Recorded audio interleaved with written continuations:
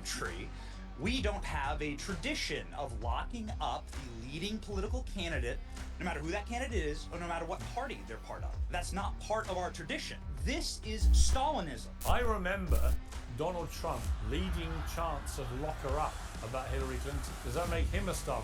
There's a lot of nasty things that Hillary said about Trump, Trump said about Hillary. The actions of a major political movement in the country right now is to lock up the leading candidate for president 5 months before an election. I hear you. Joe Biden is suffering some form of dementia. I'd much rather the people around Biden making decisions than the sycophants Trump would put around him, which, with no offense at all, are sort of versions of Benny Johnson, by the way. Just a personal recommendation from your boy Benny. Go to a country that's a Stalinist country, because that's clearly the tradition that you're from. You should go to Cuba. You should see what life's like there. North Korea would be fun. Former President Donald Trump's bombshell guilty verdict is shaking up the race for the White House. Trump's campaign has raised tens of millions of dollars in an outpouring of popular support. But some polls show the public mood could be shifting against him. There are many unanswered questions. Could he go to jail? Was this equal justice or political persecution? Will the Republicans seek judicial revenge? And of course, can Trump still win in November? Well, joining me out to debate is the political commentator that Benny shows, Benny Johnson, host of the David Pakman Show, David Pakman, former Trump attorney and Harvard Law Professor Emeritus Alan Dershowitz, and the progressive activist Nomiki Constor. Welcome to all of you. Alan Dershowitz, let me start with you. From a pure legal perspective, how sound was this verdict? All right, guys, before they get into it, just want to say welcome to the channel. Welcome back. Make sure you hit the like button down below. Subscribe to the channel if you enjoy my content. And, of course, engage in the conversation in the comment section. And then, of course, I'll give my take at the end of the video. And then we're also going to read some comments from this video. So you want to make sure you stay for that. Let's get right into it. From 1 to 10, it was a below 20.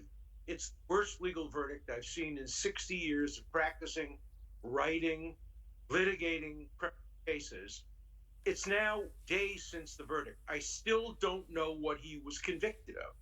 Was he convicted of intent to cheat on his taxes 2 years later, although he didn't take it as a deduction? Was he convicted of defrauding voters who obviously knew that he was a sexual scoundrel? Was he convicted of seeking to make an illegal campaign contribution, although the contribution didn't have to be listed until after the election? I have never seen a case where even after the verdict came down, we don't know what he was convicted of.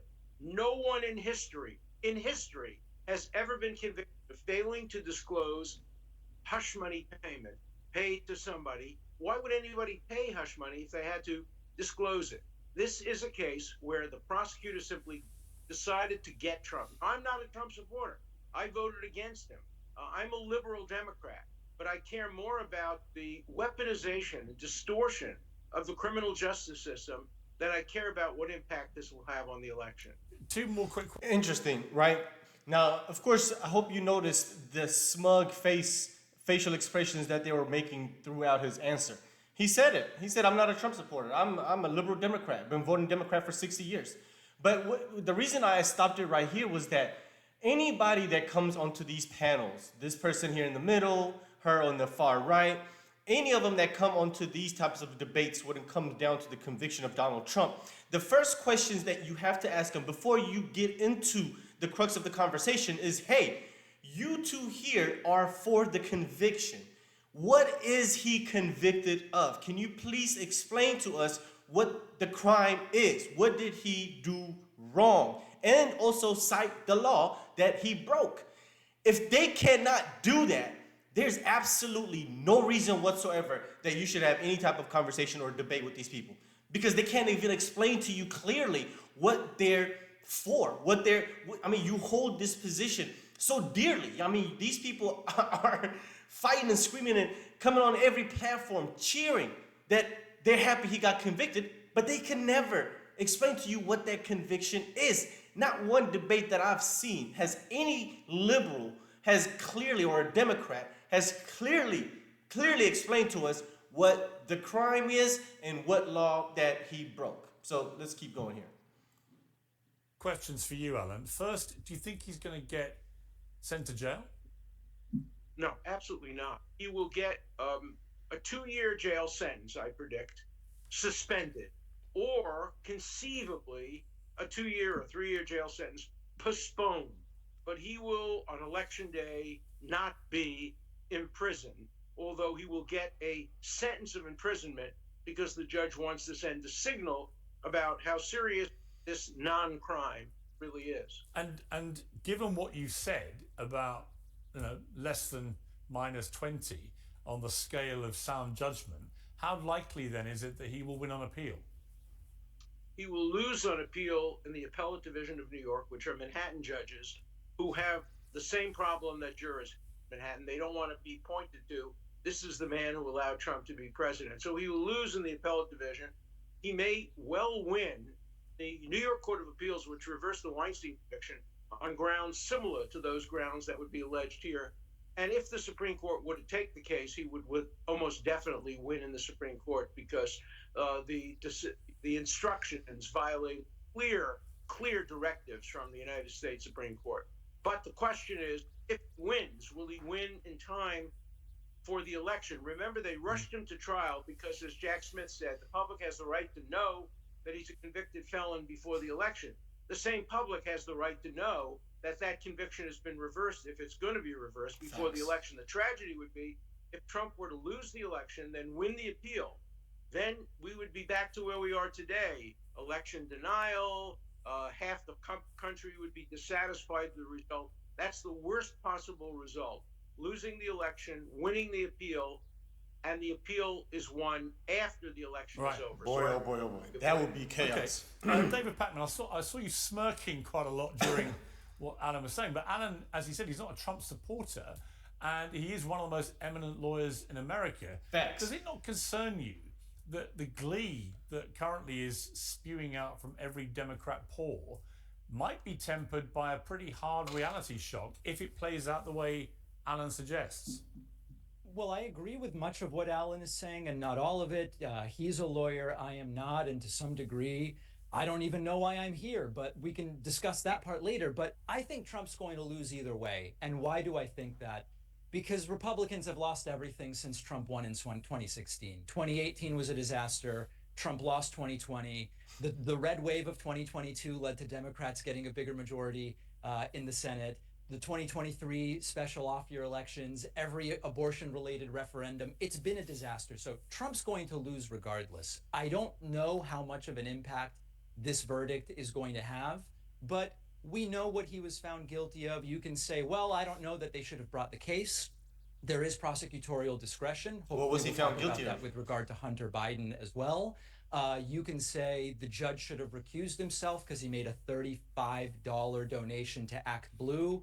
But to succeed on appeal, you have to point to something the judge actually did that's problematic. And the lawyers I've spoken to can't really point to anything. So I think Alan makes some good points.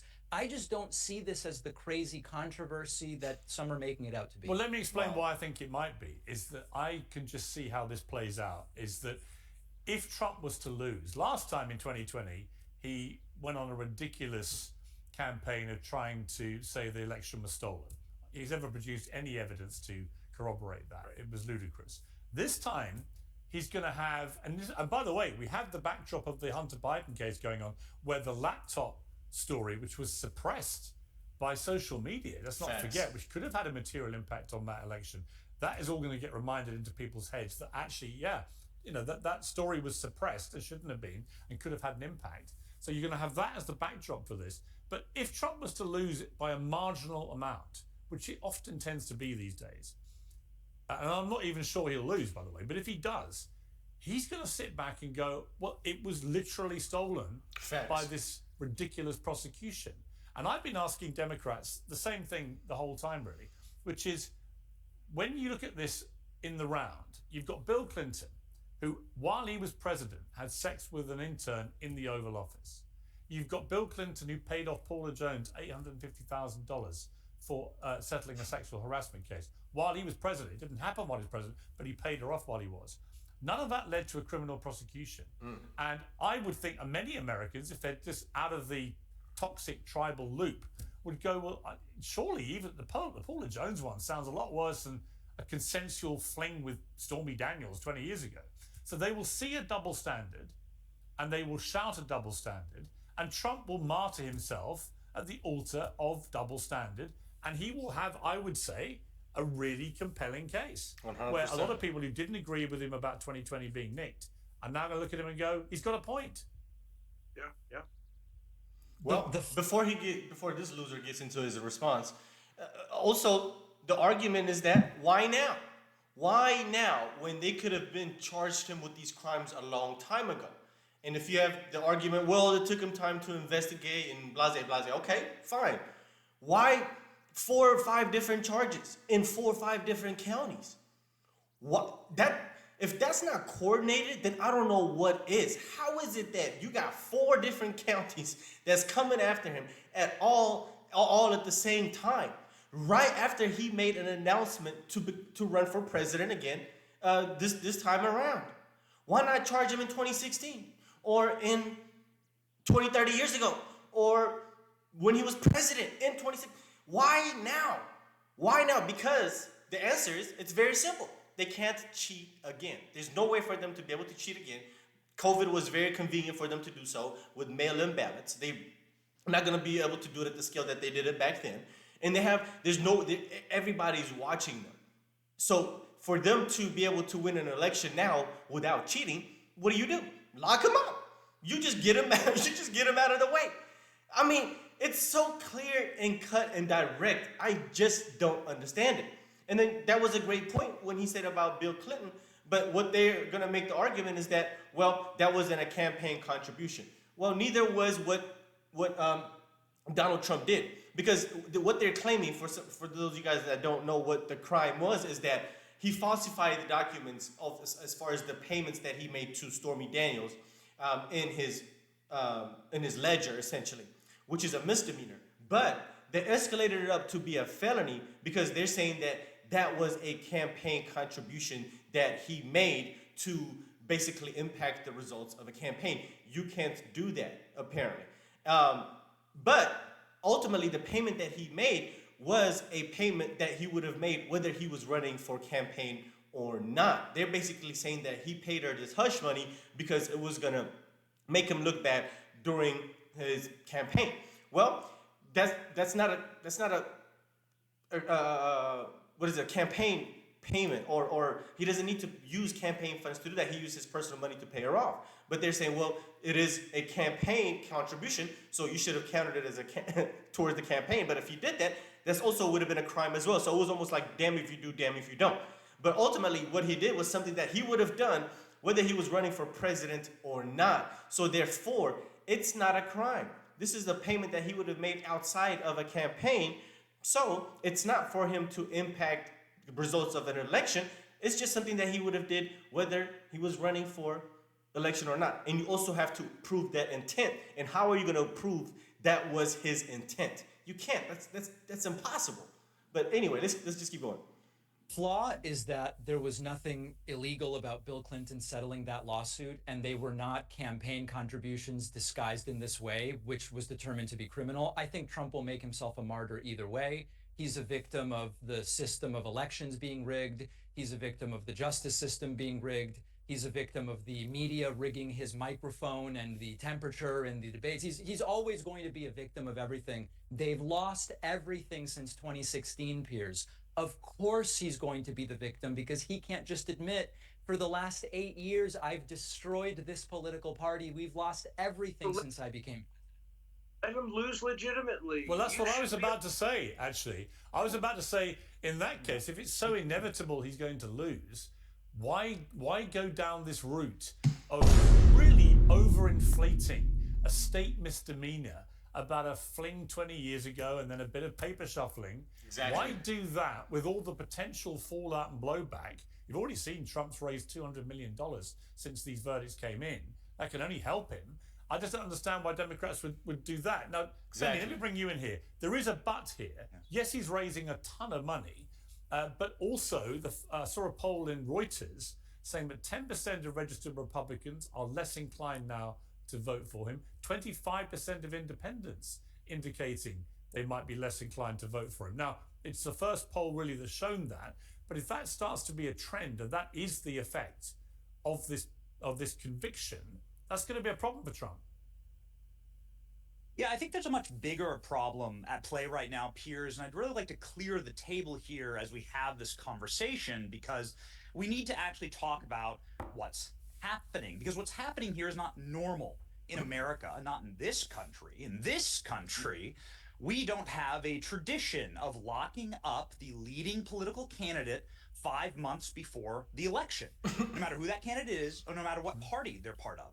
Not if you're a Republican, not if you're a Democrat, not if you're Green Party or Libertarian. Doesn't matter. That's not part of our tradition. That's not normal. We need to establish that. There is a tradition, however, that my fellow panelists may be part of, and that's called being a Stalinist. If you like this kind of thing, you're a Stalinist. You're a show me the man, I'll show you the crime kind of sycophant, psychotic, dictatorial tyrant. Facts. And this is the type of nature that has overtaken what used to be called the Democratic Party. Alan Dershowitz is part of it. This is Stalinism. Say it and mean it. And there's some bravery to actually admitting that you're a Stalinist. Hold on. There's bravery to admitting that you're a Stalinist because you're evil. You're an evil person. This your argument? Right? Great job. If this is your argument, you're really going to win, buddy. Hold on. You don't care about what's true. You just care about maintaining power. And that's, I mean, it's a brave thing to admit that. I think it's morally repugnant. I think most people believe that. But you would be the same type of person who'd be celebrating in the street when Nelson Mandela got locked up. You're the same person who'd be applauding when they put Gandhi in prison. You're the same person who would be proud that MLK went to jail 27 different times. Minor drug offenders. You're from the party that prosecutes. Hold on. Okay, let Benny finish, then I'll bring you in a minute. As long as I will not interrupt you, do not interrupt me. Yeah, as long as the person stands against your power, you are the kind of succubus, sycophants for power, simps for power, who always coddle the Stalinist mantra, do anything, lock up anyone, and you'd be gathering firewood for Joan of Arc bonfires. Okay, Benny, I have one more question for you, Benny, before I get into Mickey. It's this. I remember Donald Trump leading chants of lock her up about Hillary Clinton. Does that make him a Stalinist? So, did that happen, is the question? Yeah. Right? He would be at rallies. No. He'd be at rallies. But he locked her up. Hang on. On Hillary. My turn to say hang on. My turn to say hang on. My turn to say hang on. I love you, buddy. But I've seen video footage. There's a lot of nasty things that have been said about. There's a lot of nasty things that Hillary said about Trump. Trump said about Hillary. Let's look at actions. I'm old enough now that I just don't care about your words. I care about your actions. The actions of a major political movement in the country right now is to lock up the leading candidate for president 5 months before an election. He's 77 years old, Piers. He's been around for a long time. He's never faced a criminal charge. I know. Never been found guilty of anything in 77 years of public life. I've got to jump in. And now they lock him up. That's called Stalinism. Benny, I don't disagree with you, but I do want to play a clip because Trump has denied ever saying lock her up about Hillary. Here's a clip. Crooked Hillary, crooked, you should lock her up, I'll tell you. For what she's done, they should lock her up. Lock her up is right. Lock up the Bidens. Lock up Hillary. It's just awfully good that someone with the temperament of Donald Trump is not in charge of the law in our country. Yeah, because you'd be in jail. Now, are your yardstick, Benny? She should be in jail. Let's stop it right there. I don't want this video to get longer than it is. But yeah, if you guys want to see the whole clip, you can find it on Pierce's channel. But I mean, there you have it. And with the point that Pierce was trying to make at the end, talking about Trump said that he was going to lock her up, he didn't say that. He never said, I'm going to lock her up. You can go back and replay that clip. He said, lock her up. You should lock her up. They should lock her up. He's never once said, I'm going to lock her up. I'm going to send her to jail. None of that. So, I mean, and that's really irrelevant because he didn't do it. He had the opportunity to. He could have locked up any of his political opponents, but he did not do it. They fear-mongered about him doing it when, he was trying to run in when he was running in 2016. He never did it. They're trying to fearmonger about it now. He's probably never going to do it. Trump is more sane than anything else, but he knows what this would lead to. Does he need to do it? In my opinion, I think so. I don't think the Democrats are really going to learn their lesson until they face the same consequences. But if Trump wins, and Democrats never face any consequences, they're just going to keep probably doing it because nobody's holding them accountable for their overt corruption. But once again, these are the same people that love democracy, but they want to lock up their political opponents. They say, oh, I love democracy, democracy, democracy. But whenever they have a political opponent that is beating them in every single poll, they want to go ahead and lock her up. But ultimately, that's the problem here, is that these people just love that he's getting locked up and he can't use his rich white privilege because they can't, name any crime that he's truly committed. Neither of them could. If you ask them to say it, they can't. In the previous video that we watched with Francesca, she couldn't name it. They never can and they never will. So we'll see what happens in the appeals. We'll see what happens if the Supreme Court takes it up. We'll see what happens in November. Make sure you guys go out and vote. But once again, thank you for being here. Hope you enjoyed the video. Hit the like button down below. And of course, subscribe to the channel with that notification bell. See you guys. I post videos every day between 6 and 7 p.m. See you tomorrow. Peace.